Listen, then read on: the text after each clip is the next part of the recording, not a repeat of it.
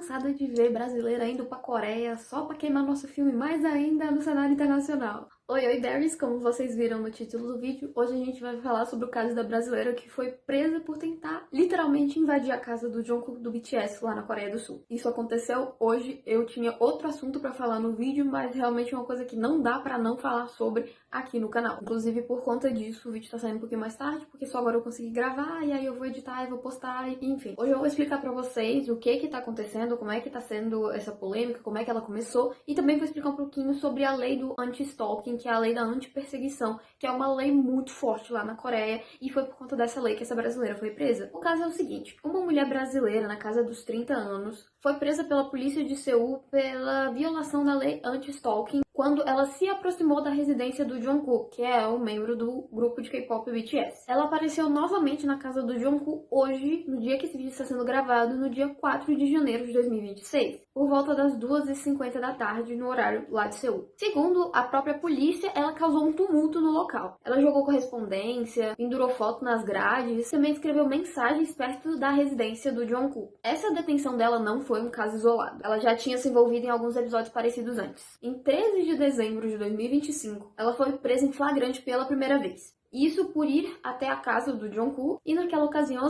as autoridades detiveram ela por invasão/perturbação. No dia 28 de dezembro de 2025, mesmo depois de ser liberada, ela voltou ao local novamente, o que configurou mais uma vez na violação da lei anti-stalking. E após essa reincidência, a equipe do Jungkook formalmente solicitou uma medida protetiva, no caso, uma restrição legal de aproximação, para impedir que ela retornasse. Para você que não sabe, uma medida protetiva basicamente diz que se uma pessoa se aproximar de você, ela pode ser presa. A polícia sul-coreana prendeu ela novamente no dia 4 de janeiro de 2026, sob a acusação de violar a lei de punição a crimes de perseguição. O caso, no momento, está sendo investigado para apurar os motivos da perseguição e as circunstâncias do ato. E, como eu falei, o Jungkook e a equipe dele solicitou uma medida legal de restrição para impedir que essa mulher chegue perto dele. Então, vamos entender o contexto melhor de tudo isso. O stalking, que para quem não sabe é literalmente perseguição, e invasões à sua casa são coisas que já estão acontecendo com o Jungkook já faz um tempo. Como eu falei, isso não é um caso isolado. Outros fãs também já se aproximaram sem autorização e também em outra ocasião tentaram invadir a casa dele nos últimos meses. A residência dele fica no distrito de Yongsan,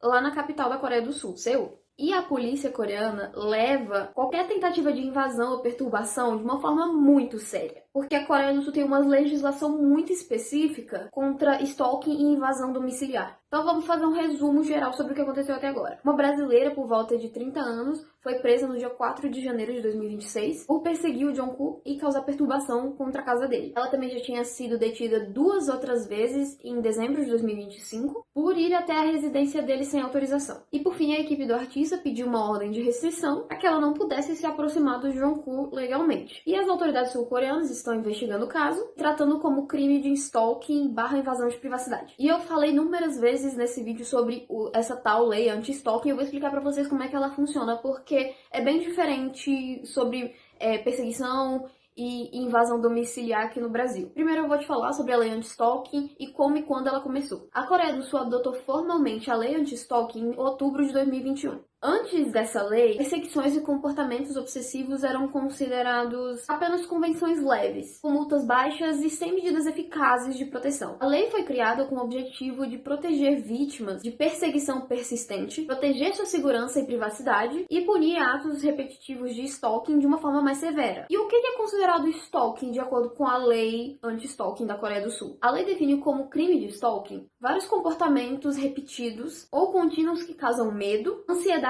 ou violam a privacidade da vítima. Isso inclui aproximar-se, seguir ou bloquear a pessoa contra a vontade dela, esperar ou observar a vítima perto do trabalho, casa, escola, enviar cartas, imagens, vídeos ou mensagens não solicitados, prejudicar ou destruir objetos próximos à residência da vítima com o objetivo de intimidar e entrar ilegalmente em espaços privados ou tentar invadir residências. Esses atos, quando eles são repetidos e persistentes, são considerados perseguição criminosa, não só uma infração menor como era anteriormente. As punições previstas por lei são até 3 anos de prisão ou multa de até 30 milhões de won, mais ou menos uns 70 mil reais, para casos de stalking mais clássico, digamos assim. A pena pode ser aumentada para até 5 anos ou 50 milhões de won, se houver uso de arma ou de algum outro objeto perigoso. Entrar fisicamente em uma propriedade privada sem permissão também pode ser considerado como parte do crime de stalking. Essas penas existem para mostrar que comportamentos repetidos de perseguição, como tentar entrar na casa de uma pessoa várias vezes, são crimes graves e não infrações leves. Além de punições, a lei permite que a polícia e os tribunais tomem mais outras medidas para proteger a vítima, como, por exemplo, ordens de restrição, proibindo o stalking de chegar perto da pessoa, por exemplo, dentro de 100 metros, ou da residência ou do local de trabalho da vítima. Também pode proibir contato via telefone, mensagem ou até redes sociais. Também pode acontecer da pessoa ser encaminhada para um abrigo ou até mesmo ter uma proteção temporária. Aí, nesse caso, essas medidas podem ser impulsionadas pela própria polícia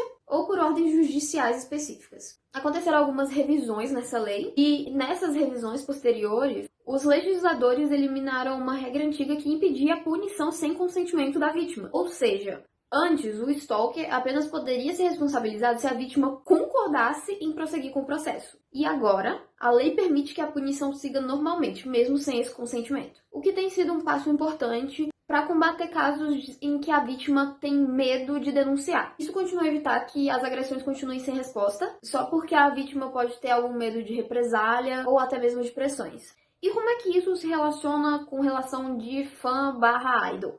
Embora a lei seja geral e abranja qualquer tipo de stalking, ela tem sido muito usada em casos de perseguição contra idols e outras celebridades lá da Coreia, especialmente quando há tentativas reincidentes de aproximação, invasão de residências ou comportamentos obsessivos contínuos. Mesmo que alguém diga que é fã, comportamentos como ir diversas vezes até a casa da pessoa sem permissão, tentar invadir ou intimidar, são tratados como casos de stalking na lei independente. Então, resumindo essa última parte do vídeo. A Coreia do Sul tem uma lei contra stalking desde 2021. Ela considera crime aproximar-se, perseguir ou causar medo à vítima repetidamente. As penas podem ser de 3 ou mais anos, de acordo com a gravidade do crime. E a lei também permite medidas protetivas, como restrição de aproximação e proibição total de contato. E as revisões mais recentes dessa lei permitiram que fosse mais fácil punir o stalker, mesmo sem o consentimento da vítima. Esse foi um resumo de tudo o que tá acontecendo sobre esse caso aí da brasileira que tentou invadir a casa do Jungkook. Gente do céu! O que as pessoas têm na cabeça, eu não sei. Eu espero muito que essa mulher seja deportada, nunca mais possa pisar na Coreia, porque já tem muita brasileira queimando nosso filme de forma internacional, a gente não precisa de mais uma. E acima de tudo, vamos respeitar o espaço pessoal do outro, independente se ele for famoso ou não, ele ainda é um ser humano. Espero que vocês tenham entendido tudo. Se vocês ficaram com alguma dúvida em relação ao caso, é só comentar aqui embaixo. E eu tô deixando na descrição todas as fontes que eu usei pra pesquisar e fazer esse vídeo. Espero que tenham gostado. E não se esqueçam de se inscrever no canal, a gente tá muito perto dos 19 mil inscritos. É isso mesmo. Tchau e até a semana que vem.